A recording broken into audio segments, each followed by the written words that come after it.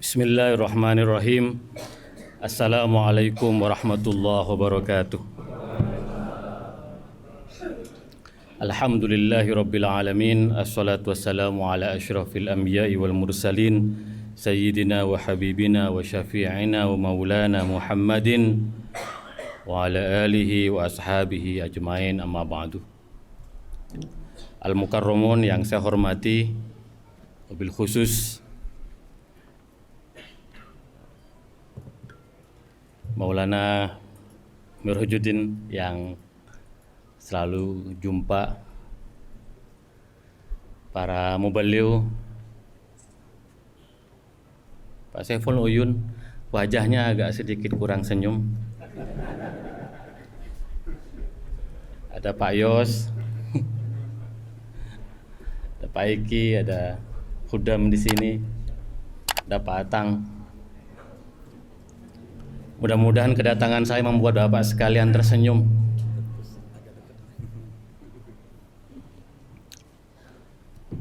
Ketika saya diundang ke jalsah, saya tidak pernah menolak undangan itu.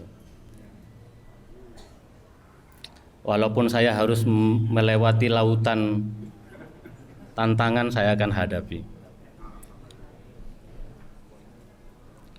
Bapak Ibu sekalian,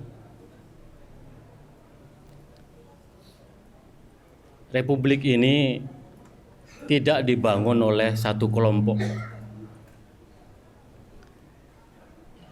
Republik ini, mudah-mudahan Intel juga mendengar.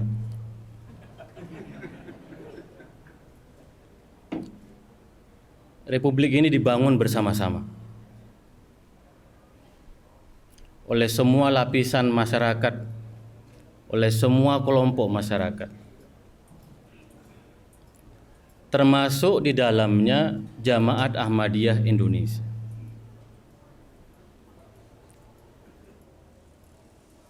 Ini sejarah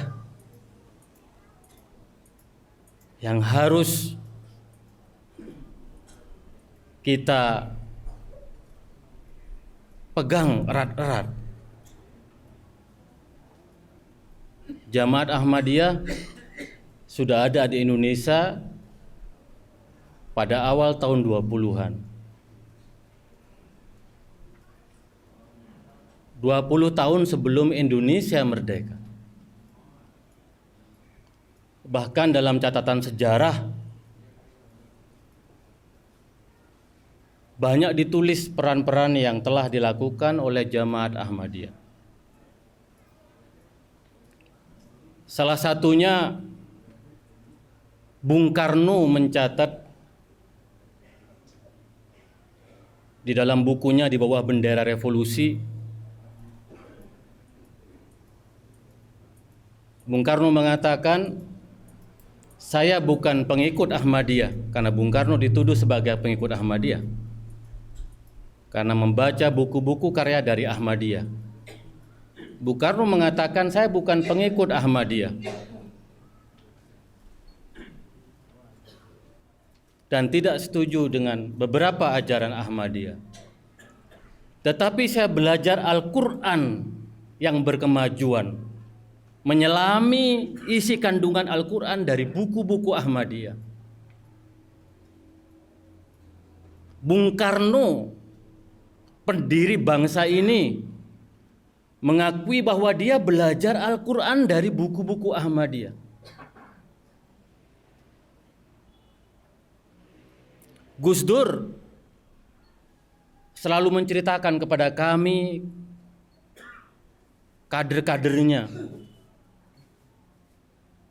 bahwa ketika masih masa kanak-kanak, banyak berhubungan, berinteraksi, bersahabat dengan Jamaat Ahmadiyah. Yang ingin saya katakan kepada seluruh pengurus Jamaat Ahmadiyah, Bapak Ibu sekalian adalah pemilik sah Republik ini. Kalau ada orang yang ingin mengganggu sampian, berarti mengganggu bagian yang sah dari Republik ini. Jangan pernah menyerah sejengkal pun, dan saya tidak akan pernah menyerah kepada mereka itu.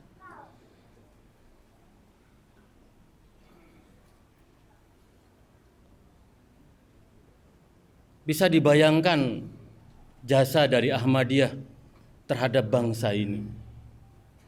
Selain tadi itu donor mata, donor darah, ada perunggu yang pemain bulu tangkis yang memberikan hadiah perunggu atau perak dalam Asian Games tahun 63. Tetapi Ahmadiyah telah mengisi ruang-ruang kebatinan dari masyarakat Indonesia. Di situ ada kesetiaan, di situ ada ketulusan, di situ ada kedamaian, di situ ada kebersamaan. Saya meyakini bahwa Indonesia kokoh di antaranya karena dibangun oleh nilai-nilai itu. Saya ini NU atau Ahmadiyah saya nggak tahu. Saya ini NU, tetapi saya meyakini bahwa republik ini juga dibangun oleh nilai-nilai spirit yang telah dikembangkan oleh Jamaat Ahmadiyah. Tidak hanya di masa lalu, masa kini, dan saya meyakini juga masa yang akan datang.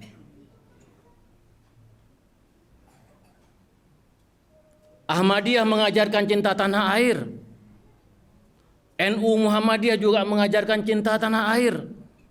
Jikalau orang bertanya siapakah yang paling cinta tanah air, apakah mereka yang menebarkan kebencian? Ataukah kita yang menebarkan cinta kepada tanah air? Maka dari itu Bapak Ibu sekalian, saya ingin mengatakan bahwa mari kita jaga republik ini. Mari kita beri pengertian kepada mereka-mereka yang ingin merongrong negara ini dengan ujaran kebencian dan kekerasannya. Kita tidak rela kalau negara ini kemudian seperti di Syria. Kita tidak rela kalau negara ini seperti di Yaman. Bayangkan di Yaman setiap hari 50 orang meninggal dunia. Rudalnya dikirimkan dari Arab Saudi, yang dibeli dari Amerika, dari Inggris, dari Perancis, dari Israel.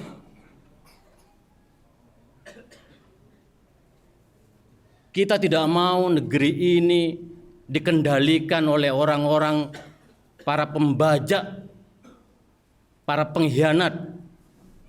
Ini saya kok kayak kampanye ya, tapi saya sedikit kesal. Mudah-mudahan ada Intel yang nonton di sini.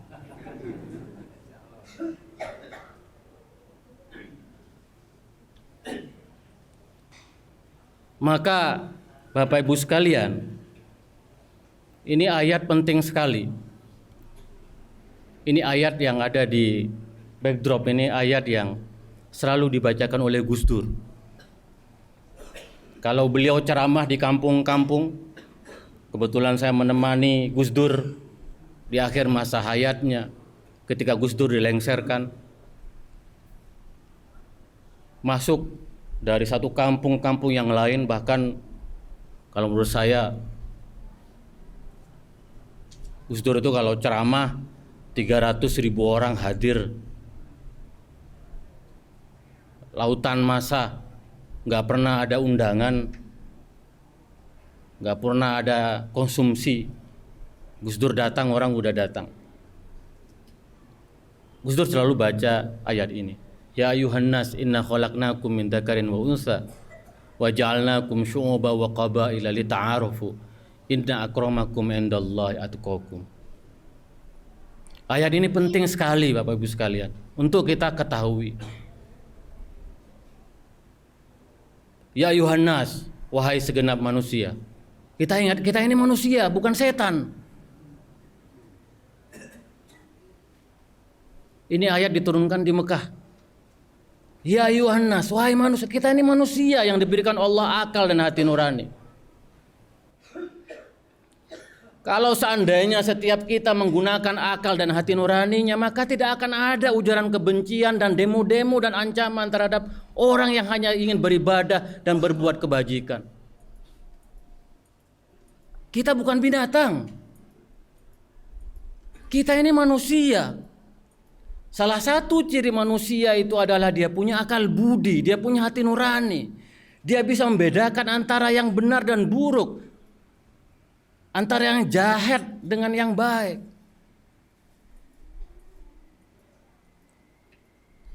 Maka semangat kemanusiaan ini harus kita tebarkan kemana-mana. Jangan sampai saudara-saudara kita jatuh kepada kelompok-kelompok ekstrem radikal. Betapa banyak kita abai selama ini, sehingga orang-orang karena tidak ditabliwi, tidak kita dekati, akhirnya mereka terjerambab kepada kelompok-kelompok teroris. Bapak Ibu tahu sekalian bahwa ISIS, Ansarud Daulah basisnya di Bandung. Itu laporan terbaru. Ini mau beliau kemana? Para pengantin-pengantin itu dari hasil penelitian Sidney Jones, saya meyakini kalau para ekstremis, para teroris paham ya ayuhan nas saja. Ayat wahai manusia, kita diingatkan kita ini manusia yang akan menuju ke Tuhan. Kita diciptakan oleh Tuhan, akan menuju ke Tuhan.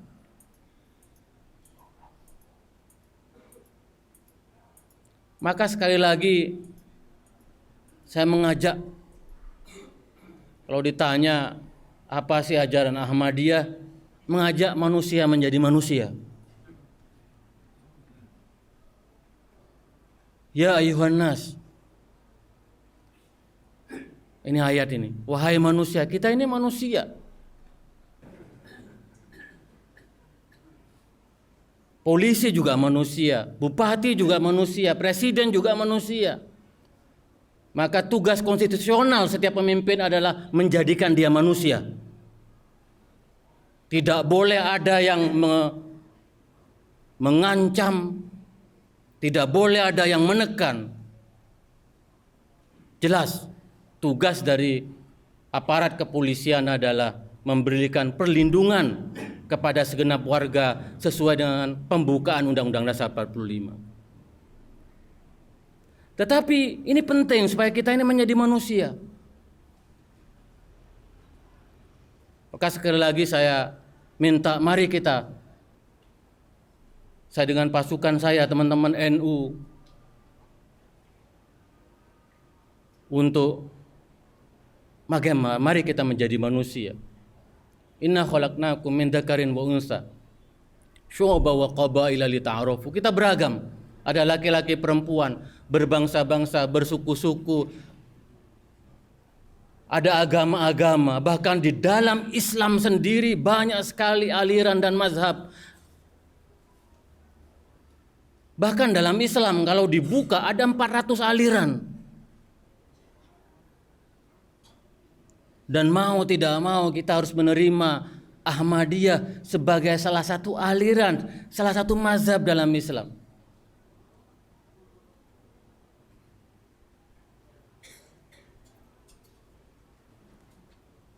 Ada Sunni, yang ahlu sunnah pun dibagi-bagi, ada yang kanan, ada yang kiri, ada yang tengah, ada yang nggak jelas.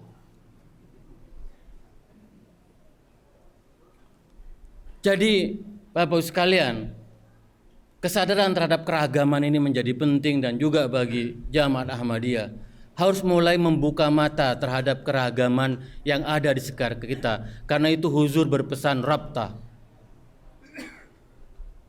Rabtah apa? Supaya rabtah itu keragaman tidak menjadi konflik. Keragaman itu menjadi persatuan, menjadi persaudaraan, menjadi silaturahim.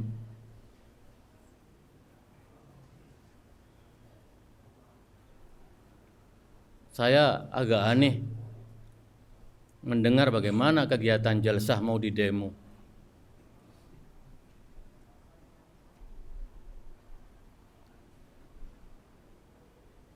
Saya tidak terima. Mungkin Ahmadiyah menerima, saya tidak menerima. Kegiatan keagamaan seperti ini, di mana ayat suci dibacakan, nazam-nazam dibacakan, pencerahan spiritual diajarkan, di mana ayatnya terpampang di sini. Sekali lagi Raptah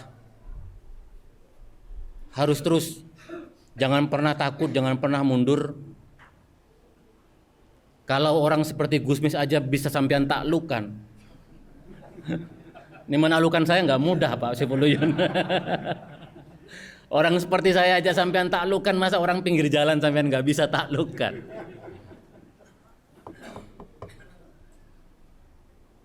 Tentu kata Nabi, dakwah itu harus dengan hikmah, harus arif, jangan ngajak debat. Ilmunya harus ilmu mendengarkan, ilmu sharing, berbagi, ilmu bersahabat. Tirulah Pak Jokowi dan Pak Prabowo, pelukan. Walaupun di bawah cakar-cakaran tapi elitnya pelukan. Pegangan tangan. Bil hikmah, dengan arif. Wal mau'izatil hasanah, kalau mau berceramah harus dengan cara. Saya sendiri kalau berceramah selalu mengatakan maaf. Maaf, saya punya pandangan begini, boleh setuju, boleh tidak. Karena saya tidak ingin berpretensi bahwa pandangan saya paling benar. Apalagi kalau sudut pandang Jamaah Ahmadiyah, malu saya. Belajar keikhlasan dari Jamaah Ahmadiyah itu kayaknya nggak mungkin. Kalau bapak-bapak dari jauh aja datang ke Jalsa, masa Gusmis yang hanya naik kereta nggak bisa? Saya bilang, Gusmis nggak bisa dijemput. Saya tuh nggak minta dijemput sebenarnya, tapi kadang-kadang diminta jemput. Saya kalau hadir jalsa di sekitar Jakarta tahu, Gusmis kita jemput gak usah, saya datang sendiri. Karena saya ingin belajar keikhlasan dari Jamaah Ahmadiyah. Keikhlasan amirnya, keikhlasan mubalighnya, keikhlasan pengurusnya, keikhlasan anggotanya. Bayangkan apa artinya hidup kalau tidak ada keikhlasan. Disitulah Bapak Ibu sekalian, saya kok meyakini memang apa yang kita hadapi sekarang oleh Jamaah Ahmadiyah itu harus dijadikan kekuatan untuk terus Raptah. Saya datang dari Manislor, jalsah yang terakhir. Luar biasa saya melihat perkembangan bagaimana Manislor membalikkan situasi yang negatif menjadi situasi yang positif. Saya bilang Ahmadiyah itu punya keistimewaan yang membuat orang lain bisa belajar.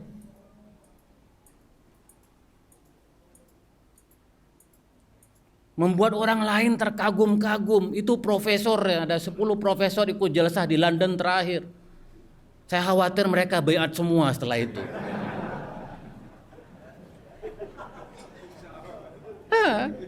Mereka tanya, Gusmis kapan baiat? Tunggu dulu, saya bilang.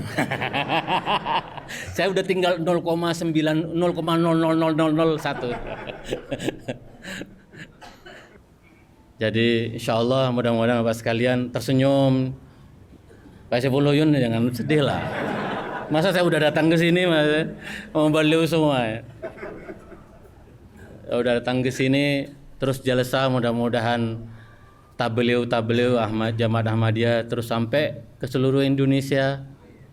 Yang di Bandung tolong titipkan pusat ISIS itu di sini. Jadi kenapa kok banyak di sini? Karena sampean diam, itu aja. Sederhana Pak Mirojudin, marahi mubalighnya. Maka terus tebarkan Islam yang ramah, yang santun, bersahabat dengan semua, jangan takut, terus berdoa, tapi jangan kenceng-kenceng nanti ada gempa. Doanya untuk kebaikan. Saya lagi ngurus di mana? Di Lombok Timur dengan Pak Kandali, bola balik Lombok Timur. Tiba-tiba ada gempa, ampun dah. Jadi mudah-mudahan doakan untuk negeri ini. Saudara kita di Palu, rupanya memang gempa di Palu sangat besar. Kabarnya wali kota Palu dan mantan wali kotanya juga meninggal dunia karena disapu oleh tsunami. Ada 50 orang masih tertimbun satu hotel. Mereka masih hidup di bawah tapi tidak tahu bagaimana karena alat hotel lantai 10. Bagaimana ngangkat barang dari orang di bawah masih hidup 50 orang kabarnya. Mudah-mudahan secepatnya ada penanganan di Palu, dan kita tetap menjadi bangsa yang kuat, bangsa yang toleran, bangsa yang ramah, bangsa yang tersenyum. Pulang dari jalsa Jamaah Ahmadiyah punya tugas untuk mentablighukan, mendakwahkan Islam yang rahmatan lil alamin ini. Itulah Takbir. Hadrat Muhammad Mustafa. Ahmadiyah. NKRI.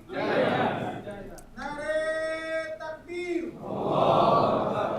itulah kira-kira sambutan dari saya. Kurang lebihnya mohon maaf.